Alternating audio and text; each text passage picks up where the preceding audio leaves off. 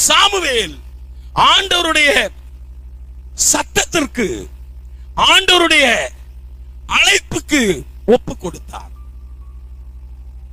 பைபிளை படித்து பாருங்கள். சாமுவேலை போல ஒரு தீர்க்கதரிசியை நீங்கள் பார்க்க முடியாது.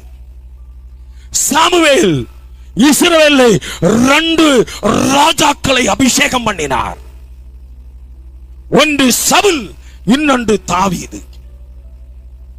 சாமுவேல் அபிஷேகம் பண்ணப்பட்ட அந்த தாவீதை பார்த்து ஆண்டவர் சொல்லுகிறார், தாவீது என் இருதயத்திற்கு ஏற்றவன்.